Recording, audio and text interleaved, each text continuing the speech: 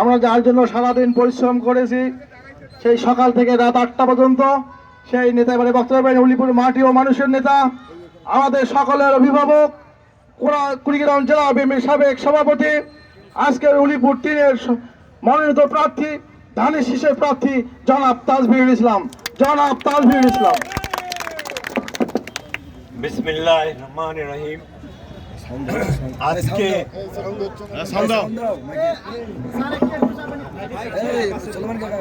বিসমিল্লাহির রহমানির রহিম। আজকে আমি এই পরিস্থিতিতে সারাদিন ঘুরে আসার পর কিভাবে আপনাদেরকে ধন্যবাদ জানাবো সেটা আমি বলতে পারছি না। আমি আনন্দিত, অভিভূত, আমার কোনো ভাষা নাই আজকে আপনাদেরকে ধন্যবাদ জানানো।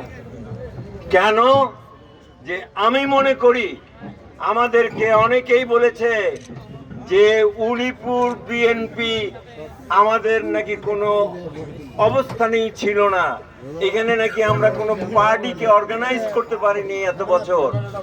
আজকে আমি তাদেরকে বলছি, আপনারা দেখেন আমাদের আজকে এই যে নেতৃবৃন্দ যারা, আমি বলবো যুব দল, ছাত্র দল, স্বেচ্ছাসেবক দল এবং আমাদের মূল দলের নানান ইউনিয়ন থেকে আগত এই নেতৃবৃন্দ আজকে সকাল 7টা থেকে এখন পর্যন্ত আপনারা একটা কাজে এইখানে ডিসিপ্লিন ওয়েতে আপনারা কাজ করছেন। এর চেয়ে বড় একটা পার্টির পাওয়ার কি আছে? আমি মনে করি আমাদের আজকে যে 20 বছর 22 বছর আমার যে সংগ্রাম, আমার যে উপস্থিতি এই বিএনপির সাথে, আমি মনে করি আজকে আমি সার্থক হয়েছি। আজকে আমার নেতারা, আপনারা সকলেই সার্থক নেতা।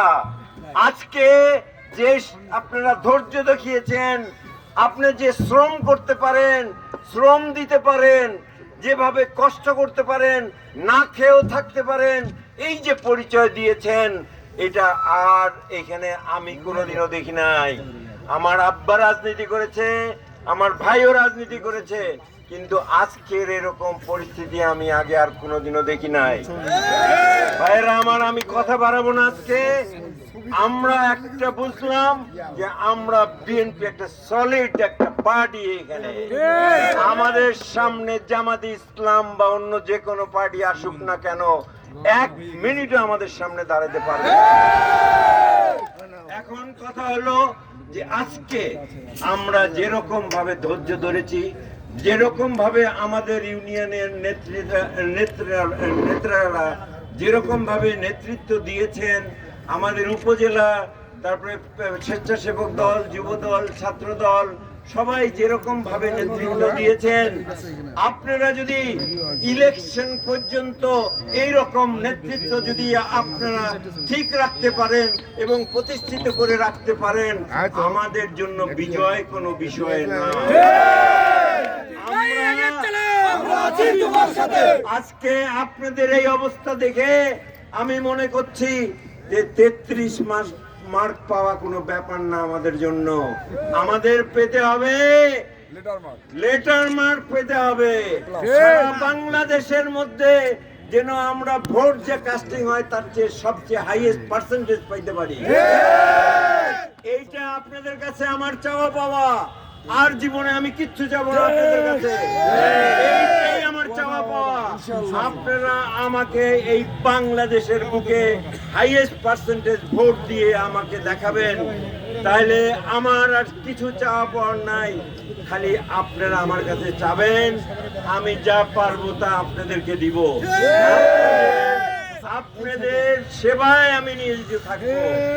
আপনাদের আমি সব সময় আপনাদের জন্য যেটা ভালো মনে করব সেটাই আমি করব।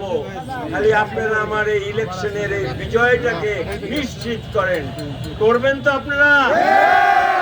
আজকের মতো খাটনি করবেন, পেটের মধ্যে পাথর বেঁধে কাজ করবেন, করবেন আপনারা সকলে ইনশাআল্লাহ। আল্লাহ আমাদেরকে রহম করবে এবং ইনশাআল্লাহ আমরা সকলেই আমরা আগামী নির্বাচনে যেদিনই হোক, হয়তো 12ই ফেব্রুয়ারি হতে পারে, যদি 12ই ফেব্রুয়ারি হয়, সেদিন আমরা আবার এরকম একটা যদি মিছিল করতে পারি, খুবই খুশি হব। ধন্যবাদ জানিয়ে আমার বক্তব্য এখানে শেষ করছি। খোদা হাফেজ। বাংলাদেশ জিন্দাবাদ, শহীদ জিয়া অমর হোক, খালেদা জিয়া জিন্দাবাদ, তারেক রহমান জিন্দাবাদ।